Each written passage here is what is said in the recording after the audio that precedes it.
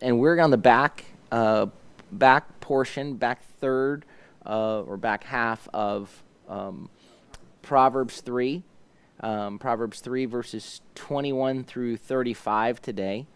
And I've enjoyed we will occasionally, I guess, come back to Proverbs. I've really enjoyed these, taking some time in the Proverbs together. And so we're going to jump in here in Proverbs 3:21 as the father continues to speak to his son here. And he says, "My son, hold on to sound wisdom and discernment. Don't let them out of your sight." And that's just that's translated in English that way because it just flows better. In the Hebrew, it opens up with, "My son, don't let them vanish from your eyes. Guard or protect sound wisdom and discernment." So it's sort of in reverse order. And but the word for sound wisdom there is an unusual word. It's not a word that's used in a whole lot of places. And so it can be interpreted as, or understood to be, resourcefulness. If you look at Proverbs 2, 6, and 7, it's when we first kind of come across this word in Proverbs, and it says, "For Adonai gives wisdom," chokhmah, he gives wisdom, "and out of his mouth comes knowledge and understanding. He stores up sound wisdom," and that's this word, tushia is the word, sound wisdom or soundness, resourcefulness. He stores up, and when it says he stores it up, it means he kind of sets it apart, sets it aside like a treasure, like he puts it in your savings account. That's the idea behind storing it up there. He stores up sound wisdom for the upright. He is a shield, or it is a shield to those who walk in integrity. And so one scholar here writes that makes the argument that tushia is in this inner, it's a resourcefulness, it's a mental dexterity for honest people. It's not necessarily intellectual power, but it's an inner power that can help one escape a fix. So that in those moments when you, and he continues to talk, in those moments when you hit a fork in the road and you don't know which way to go, this tushia, this ability to escape a fix, is something that the Lord has put in storage for you. It's a hidden treasure that's available, and so it's there awaiting the one who seeks it. And then the second word used here is discretion or cleverness. And so, "My son, cling to, hold on to, guard," is what it says. Guard, preserve, watch, this resourcefulness and discretion. And discretion has to do with that internal, the word can be used in a negative connotation to be shrewd and crafty, but it can also be used in a positive connotation. And so the word mizimah is used here, and it basically is kind of this private, unrevealed thought, like where there's this internal meditating, and in that moment being able to make the right decision, to shrewdly, a private, unrevealed thought. So that's why they translate it with discretion. And again, the passage we read in Proverbs 2, 6, and 7 makes it clear that these are from the Lord, right? It said in Proverbs, these are all in Proverbs, I'm sorry. Proverbs 2 says, "For Adonai gives wisdom. Out of his mouth come knowledge and understanding. He stores up this sound wisdom for the upright." And so those qualities are from the Lord. So, "My son, my child, do not let them vanish from your eyes. Do not let them slip from your eyes." Basically, guard them. And the next portion of the passage says, "And they'll guard you." And I mentioned yesterday, when you're going through the opening of Proverbs chapter 3, or the Proverbs 3, is that you sort of have the understanding of wisdom, the praising of wisdom, and then the walking out of wisdom, and the fullness of wisdom. You know, in our if someone says, well, what's the difference between being smart and being wise?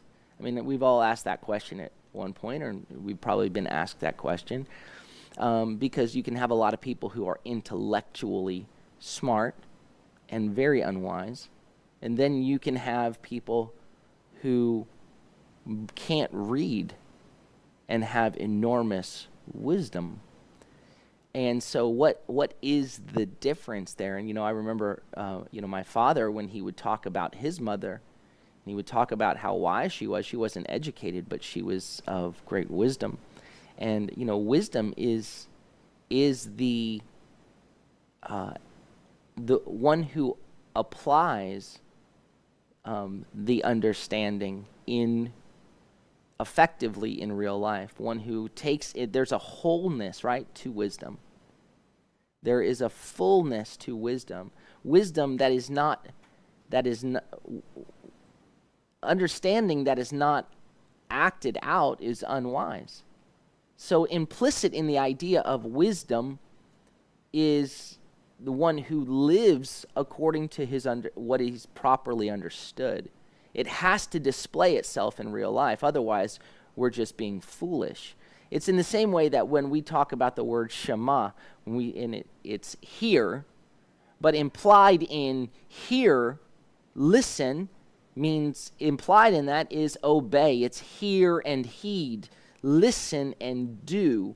And so the beginning of wisdom is to fear the Lord, right? To be in awe of the Lord, which would be to hear him, to listen, and to do what he says. So that there's the application. Wisdom necessarily involves applying the understanding that is from the Lord into our lives. And so he says, guard these things, guard the soundness, the resourcefulness that God has set aside for you, guard the discretion, so that when you hit the fork in the road and you know what decision to make, guard that, guard wisdom, and it will guard you. And that's what we'll see here. It says, verse 22, it says, they will be, this sound wisdom and discretion will be life to your soul. They will become life to your being, to your and an ornament to grace your neck. Literally, it says, and they will be favor to your neck. So remember back in the first couple of verses, and Proverbs 3 and 4 said, let chesed and truth, let love and covenant loyalty and faithfulness and truth never leave you. Bind them around your neck, write them on the tablet of your heart. Then you will gain chen, favor, graciousness, kindness, and a good name in the eyes of God and man. So here it's saying, it's following up on that, saying as you hold on to, as you don't let sound wisdom, as you don't let this resourcefulness and discretion, don't let those escape you, then they will be an adornment of favor, of God's favor and graciousness around your neck. Verse 23, then you will walk on your way in safety. And so in safety is the word batach, is faithfulness, trust, faith, trust, confidence. When we say, in the Lord I put my confidence, I put my trust, I put my faith, that's that word batach. It says then, as you walk in your way, as you walk on your derech, on your path, you'll walk with a total trust in the Lord. Right? Trust in the Lord with all of your heart. Lean not on your own insight, your own understanding. In all of your ways, in all of your derechim, acknowledge him and he will direct your path. So here it says, so wear his wisdom and his resourcefulness and discretion around your neck, and they will guard you. Then you will walk on your way in safety, and your foot will not stumble. Verse 24, when you lie down, you will not be afraid. You won't be trembling, terrorized. When you lie down, your sleep will be sweet. It will be pleasant. It'll be agreeable. So there's sort of verses 23 and 24 here, kind of, there's a pair. It's like the fullness of your day. as you walk in wisdom, as you apply God's wisdom to your life, then as you walk through the day, God's going to guard your steps. Your foot will not stumble as you're going to walk your way in confidence, not freaking out.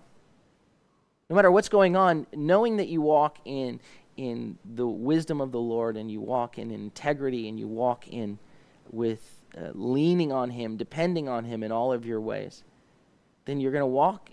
Faith lived out, or wisdom lived out, means you can walk in confidence along the way because you're walking in the way of the Lord, right? And then when you lay down to sleep at night, which when you sleep is when you're most vulnerable. When you sleep, that's when you're completely vulnerable, in the physical and even emotionally.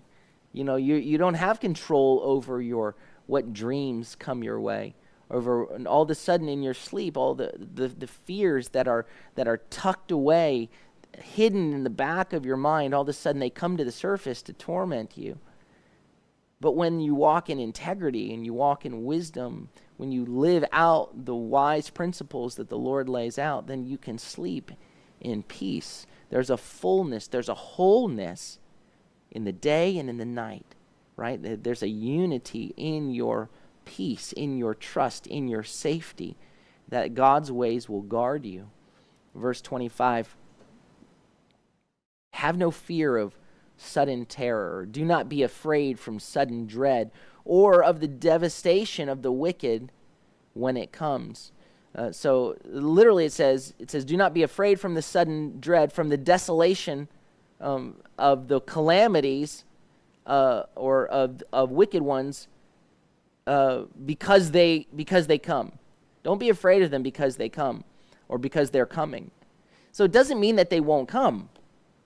It doesn't mean, walking in wisdom doesn't mean that difficulties aren't going to come your way.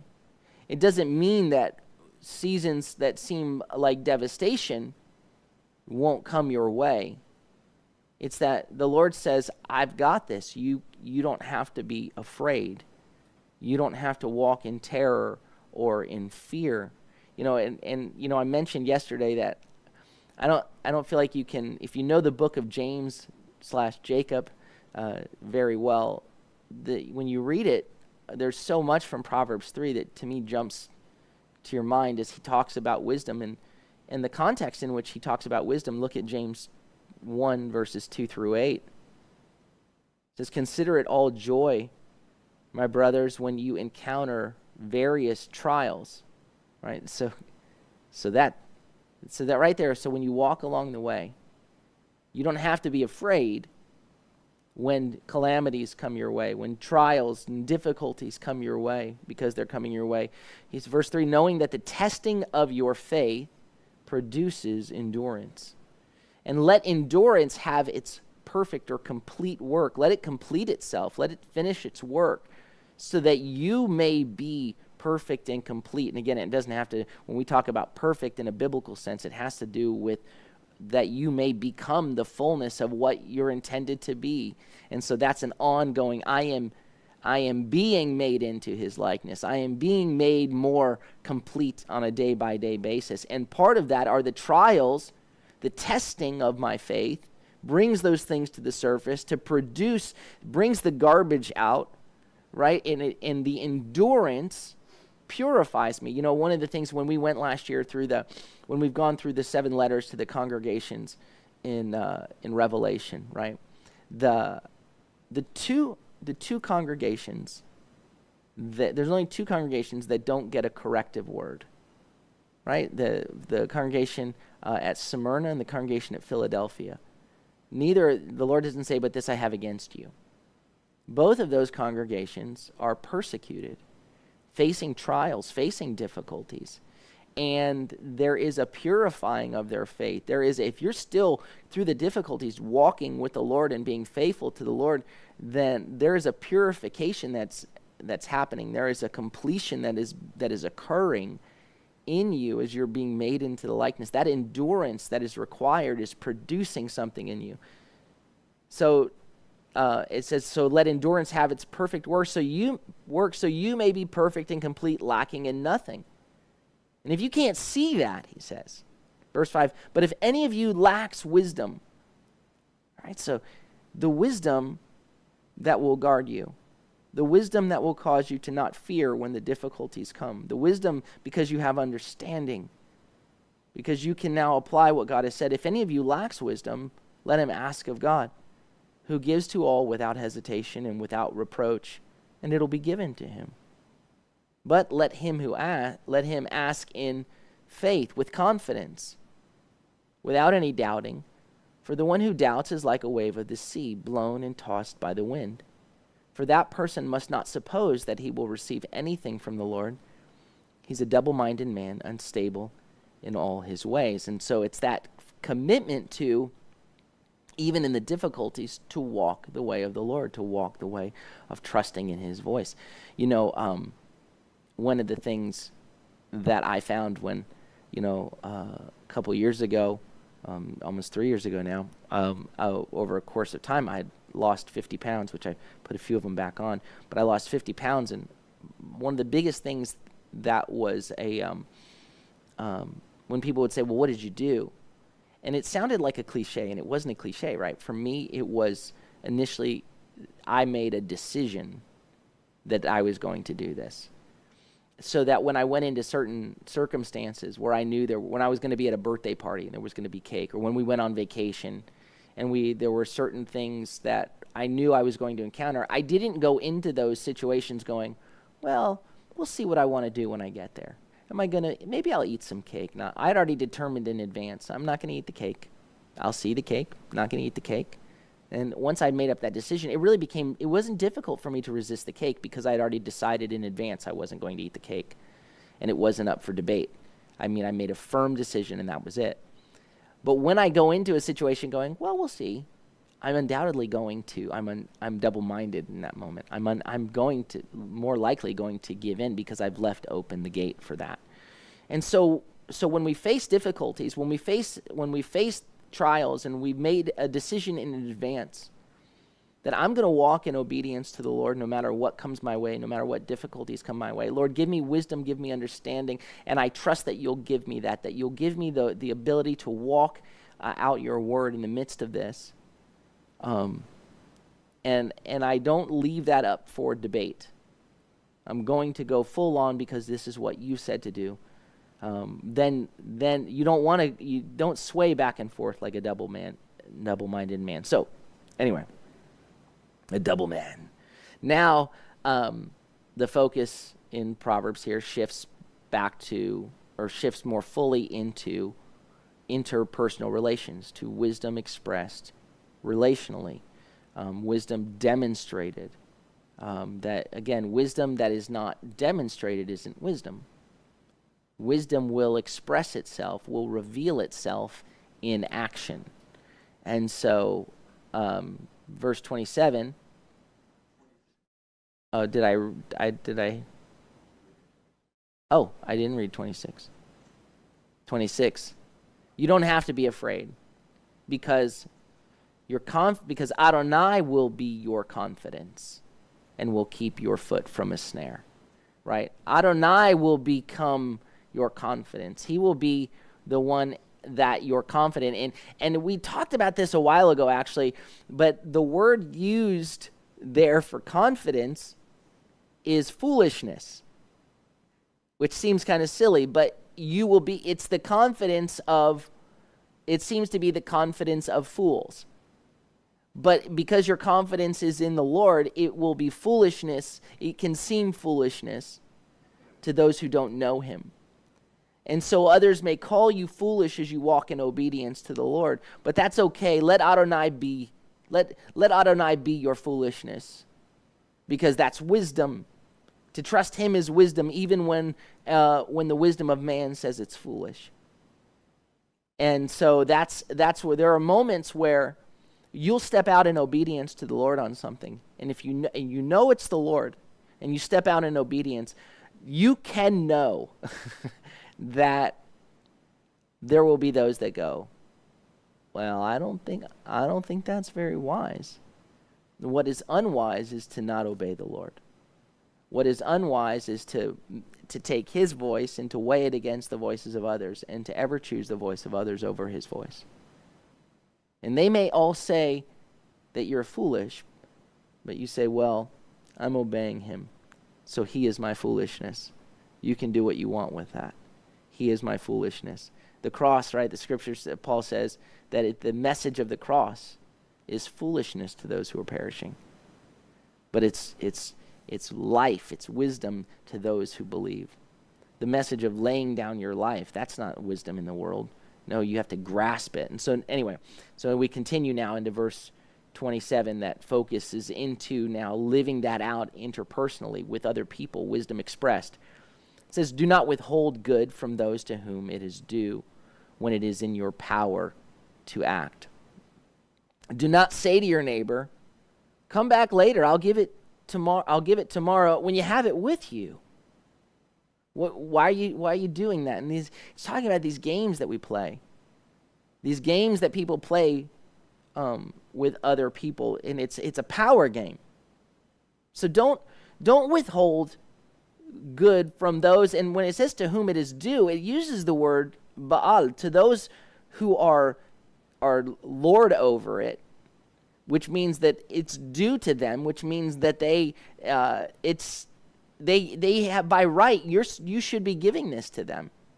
Don't withhold that. Don't try to play these kind of power games. That's not wisdom. See, people think that these games that you play, people think that the games that you play to exercise power over others is an expression of wisdom. Don't be vulnerable. You gotta keep the upper hand. You gotta hold. You gotta be strong. Keep them waiting. Hold it back. Maintain power. Keep them hanging on. So he says, don't play those games. That's not wisdom. If it's due to them, you give it to them. And don't say, when you've got it with you, don't play these games. Don't say, well, you know what? Come back tomorrow. I'll give it to you then. What are you doing? You have it right now. If it's in your power to act, do what is good, he says. Don't say to your neighbor, and again, when I read this, come back later, I'll give it to you tomorrow when you have it with you. It makes me think of James chapter 2, verses 14 through 17. It says, what good is it, my brothers and sisters, if someone says he has faith, but he doesn't have works? Can such faith save him? If a brother or sister is naked and lacks daily food, and one of you says to them, go in shalom, keep warm and well fed, but you don't give them what the body needs, what good is that? So also faith, if it doesn't have works, is dead by itself. It's slightly different, but it's saying if it's in your power to act, don't send them away, but act upon what you believe, on what you know to be true. That it's this fullness. A whole faith is not simply words expressed. It's the words that express lived out. Verse 29. Do not plot evil against your neighbor. And it's saying don't plow the field against your neighbor with calamity while he lives trustfully beside you. When he's confident in you, don't passively. So number one, don't passively withhold the good to play power games, and then don't betray the trust of those who are close to you. While they're in confidence, they're trusting in you, and meanwhile you're plowing the field to plant calamity. So whether it's passive aggressive or active aggressive, it's the point is don't. It's to do what is good, to do what is right. Verse 30, do not quarrel with a man, and the quarrel has to do with reeve. It has to do with to contend, even to bring a legal matter. So don't sue someone if he has done you no harm for no reason. If he has not committed any calamity, don't just play these games with people. Again, these are power games that we see expressed in our world. The games that people play to dominate others. And so this doesn't prohibit accusation across the board, right? It just says you don't do it when there's no reason. Don't do it without cause. Chinam means without cause, for nothing. Verse 31, do not envy a man of violence. Don't be jealous of a man of violence, or choose any of his ways. Don't choose. The word bachar, like we are chosen. None of his ways are chosen. Don't choose his ways. And so there is this verse, it recognizes that there is a surface attraction, right, to those who use power to get what they want. You begin to see people that exercise power, that play these games, and even bully, and it seems to be effective, that they end up getting what they want. They're violent, and people go, look, that's what you got to fight fire with fire. And this says, don't do that. Don't do that. Don't envy. Don't want to do what the violent man does. This is the kind of stuff that if we're not careful, we find ourselves parroting, where people go, well, look, this is the way that the world is. This is the real world. And so, I know that Yeshua says, do this, but I get that, and I believe it. But here's the thing: if we do that here, people are just going to run over us. So we got to fight them with their own weapons. Well, no. The weapons of our warfare are not. We don't wrestle. Our wrestling is not against flesh and blood. Are the weapons of our warfare. We do fight, but our weapons of our warfare are not fleshly or carnal. They're mighty for the pulling down of strongholds, but they're not the fleshly weapons with which the world fights with. Don't envy the ways of the world. It can be, and you remember in Psalm 73, David is like, man, I looked and I almost lost my way because I thought, look, it just works out for these guys. It works out for the wicked, and you start to envy. And he says, I almost lost my way. I almost said, is this even worth it? So the proverb here is saying, don't choose his ways. For the devious has to do with those who have gone out of sight, those who have gotten off the path, is the language here. Lutz is to go the wrong way, to get out of sight. So again, it's to go the wrong way is to be out of God's way, which can be then devious or perverse. And so it says, because the perverse, the devious, the ones that are off the way, are loathsome. They're offensive to Adonai, detestable to Adonai. But he takes the upright, those who walk straight, those who walk his way, into his confidence, sodo, his intimate circle. He brings them in close. The virtuous, those who go on the straight path, are those who know God well, he brings them into his inner circle.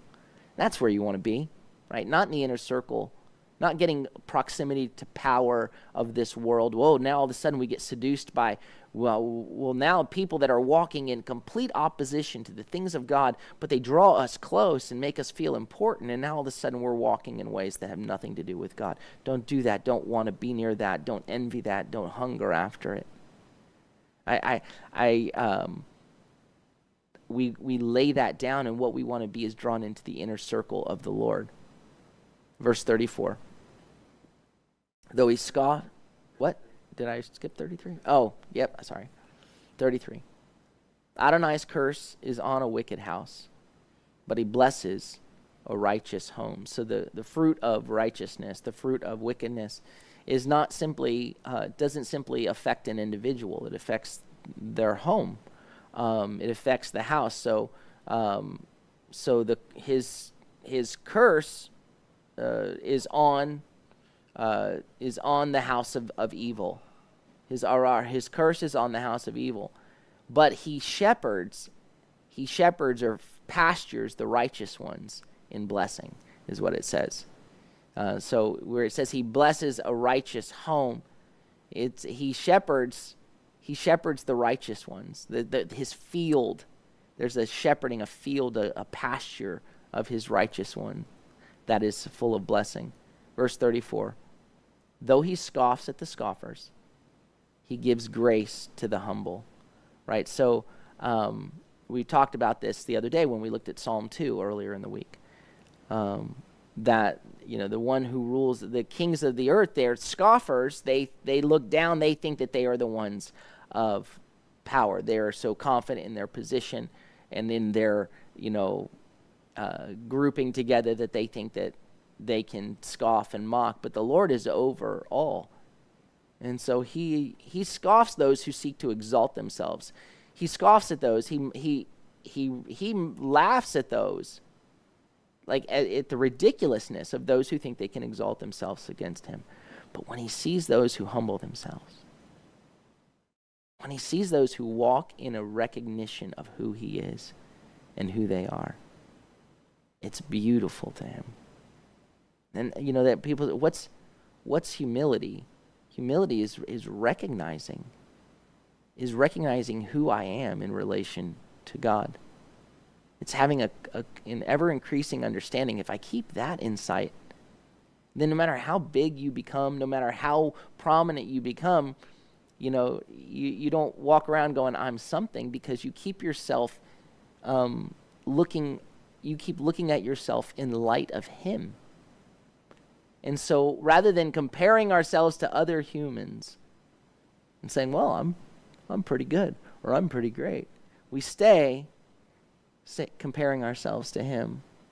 Oh, Lord, I'm dependent on you. I need you.